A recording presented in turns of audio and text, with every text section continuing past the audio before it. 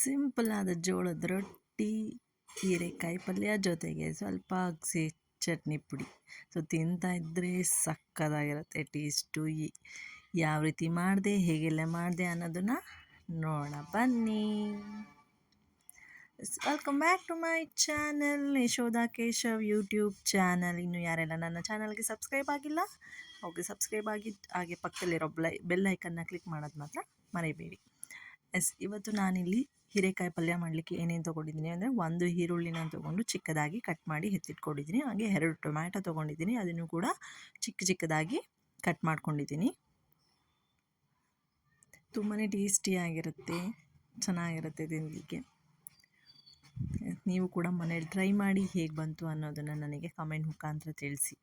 ನಾನಿಲ್ಲಿ ಒಂದು ಈರುಳ್ಳಿನ ತೊಗೊಂಡು ಚಿಕ್ಕದಾಗಿ ಕಟ್ ಮಾಡಿ ಇಟ್ಕೊಂಡಿದ್ದೀನಿ. ಹಾಗೆ 2 ಟೊಮ್ಯಾಟೊ ತೊಗೊಂಡಿದ್ದೀನಿ ಮೀಡಿಯಮ್ ಸೈಜ್ದು, ಅದನ್ನು ಕೂಡ ಚಿಕ್ಕದಾಗಿ ಹೆಚ್ಚಿಟ್ಕೊಂಡಿದ್ದೀನಿ. ಹಾಗೆ ನಾನಿಲ್ಲಿ 3 ಚಿಕ್ಕ ಹೀರೆಕಾಯಿನ ತೊಗೊಂಡಿದ್ದೀನಿ, ನಾಟಿ ಹೀರೆಕಾಯಿನ. ಅದನ್ನು ನಾನು ಉದ್ದುದ್ದಕ್ಕೆ ಕಟ್ ಮಾಡಿಕೊಂಡು ಅದರಲ್ಲಿ 4 ಪೀಸ್ ಮಾಡ್ಕೊಂಡಿದ್ದೀನಿ.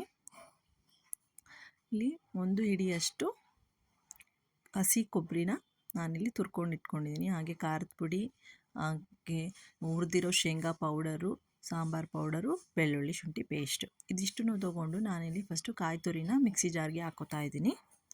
ಇದಾದಮೇಲೆ 2 ಚಮಚದಷ್ಟು ನಾನಿಲ್ಲಿ ಖಾರದ ಪುಡಿ ತೊಗೊಂಡಿದ್ದೀನಿ. ಹಾಗೆ 1 ಚಮಚದಷ್ಟು ಸಾಂಬಾರು ಪೌಡರ್ನ ತೊಗೊಂಡಿದ್ದೀನಿ.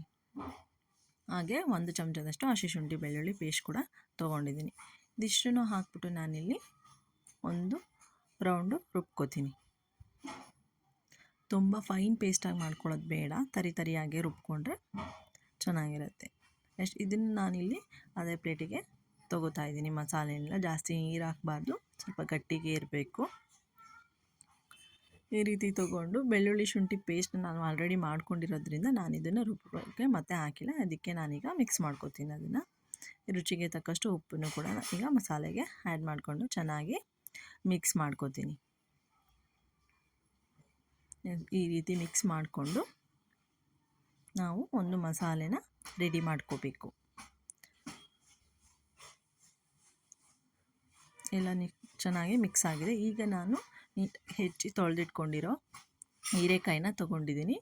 ಈಗ ನಾನಿಲ್ಲಿ ಆ ಹೀರೆಕಾಯಿ ಒಳಗೆ ಮಸಾಲ ಎಲ್ಲ ತುಂಬಿ ಎತ್ತಿಟ್ಕೋತಾ ಇದ್ದೀನಿ. ಈ ರೀತಿ ಮಾಡೋದ್ರಿಂದ ಮಸಾಲೆ ನೀಟಾಗಿ ಇನ್ನು ಹೀರೆಕಾಯಲ್ಲೆಲ್ಲ ಇಟ್ಕೊಳ್ಳುತ್ತೆ. ಒಂಥರ ಡಿಫ್ರೆಂಟಾಗಿರುತ್ತೆ, ಚೆನ್ನಾಗಿರುತ್ತೆ. ಇದನ್ನು ನೀವು ಹೀರೆಕಾಯಿ ಎಣ್ಗಾಯಿ ಅಂತನಾರ ಕರಿಬೋದು, ಹೀರೆಕಾಯಿ ಪಲ್ಯ ಅಂತನಾದರೂ ಕರಿಬೋದು. ನಾನು ಹೀರೆಕಾಯಿ ಪಲ್ಯ ಅಂತ ಮೆನ್ಷನ್ ಮಾಡಿದ್ದೀನಿ. ಚೆನ್ನಾಗಿರುತ್ತೆ, ಟೇಸ್ಟ್ ಕೂಡ ಚೆನ್ನಾಗಿರುತ್ತೆ. ನೀವು ಕೂಡ ಮನೆಯಲ್ಲಿ ಟ್ರೈ ಮಾಡಿ.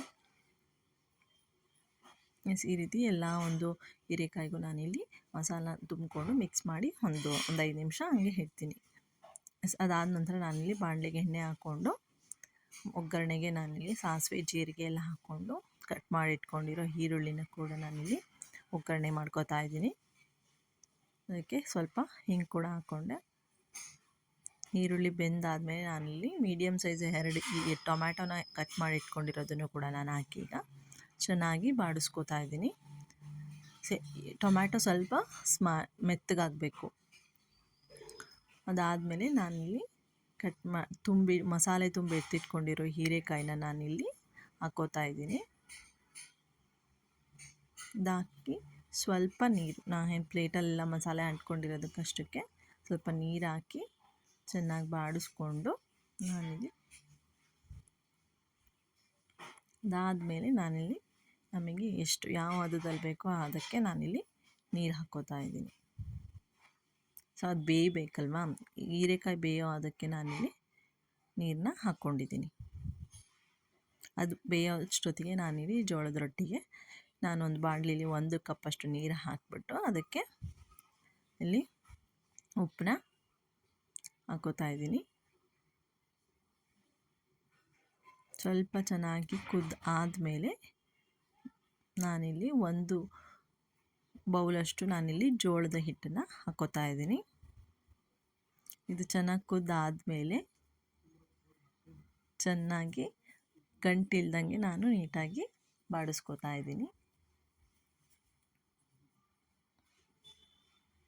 ನೀಟಾಗಿ ಗಂಟಿಲ್ದಾಗೆ ನಾವು ಮುದ್ದೆನ ಹೆಂಗೆ ಗೂರಾಡ್ತೀವೋ ಸೊ ಅದೇ ರೀತಿಯಲ್ಲಿ ನಾವು ಚೆನ್ನಾಗಿ ಮುದ್ದೆನ ಮಾಡಿಕೊಂಡು ನಾವಿಲ್ಲಿ ಆರೋದಕ್ಕೆ ಬಿಟ್ಟು ಅಷ್ಟೊತ್ತಿಗೆ ನಮ್ಮ ಹೀರೆಕಾಯಿ ಪಲ್ಯ ಕೂಡ ರೆಡಿ ಆಗಿದೆ. ಆಲ್ಮೋಸ್ಟ್ ನೀಟಾಗಿ ಬೆಂದೋಗಿದೆ. ನೀವು ನೋಡ್ಬೋದು ಈ ರೀತಿ ಬಂದಿದೆ ನಮ್ಮ ಮನೇಲಿ ಹೀರೆಕಾಯಿ ಪಲ್ಯ. ನೀಟಾಗಿ ಕುದ್ದು ಬೆಂದಿದೆ. ನೋಡೋದಕ್ಕೂ ಎಷ್ಟು ಚೆನ್ನಾಗಿ ಕಾಣಿಸ್ತಿದೆ. ಸೊ ಕೊನೆಯಲ್ಲಿ ನಾನೀಗ ಇದ್ರ ಮೇಲೆ ಕರಿಬೇವನ್ನ ಉದುರಿಸ್ಬಿಟ್ಟು ಒಂದು ಮಿಕ್ಸ್ನ ಕೊಟ್ಟು ನಾನು ಇದನ್ನು ಮುಚ್ಚಿ ಸ್ಟವ್ ಆಫ್ ಮಾಡಿದೆ. ನಾವು ಮಾಡ್ಕೊಂಡಿರೋ ಮುದ್ದೆ ಆಲ್ಮೋಸ್ಟ್ ಎಲ್ಲ ತಣ್ಣಗಾಗಿದೆ. ಇದನ್ನು ನಾವು ಸ್ವಲ್ಪ ಕೈನ ನೀರಲ್ಲಿ ಒದ್ದೆ ಮಾಡಿಕೊಂಡು ಹಿಟ್ಟು ಹಾಕ್ಕೊಂಡು ನಾವು ಚೆನ್ನಾಗಿ ಅಂಗೈಯಲ್ಲಿ ನಾದ್ಕೋಬೇಕು. ಕೈಗೆ ಅಂಟದಿಲ್ದಿರೋ ಥರ ಬರೋವರೆಗೂ ನಾವು ನೀಟಾಗಿ ನಾವು ನಾದ್ಕೊಂಡು ನಾವು ಹಿಟ್ಟನ್ನು ರೆಡಿ ಮಾಡ್ಕೋಬೇಕು.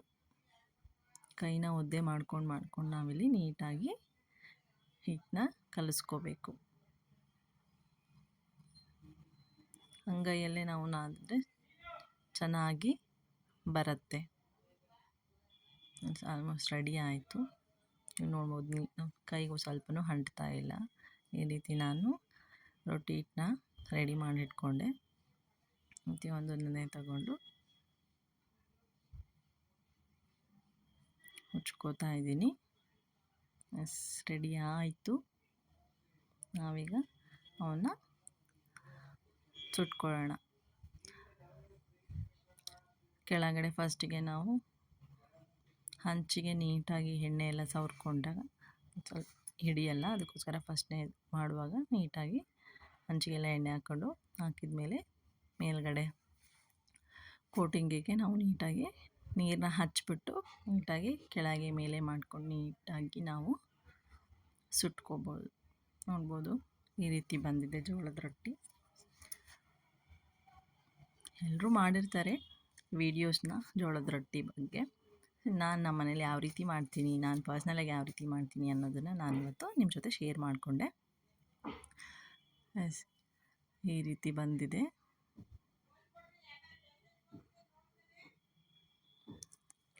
ತುಂಬಾ ಚೆನ್ನಾಗಿರುತ್ತೆ, ಟೇಸ್ಟ್ ಕೂಡ ತುಂಬಾ ಚೆನ್ನಾಗಿರುತ್ತೆ.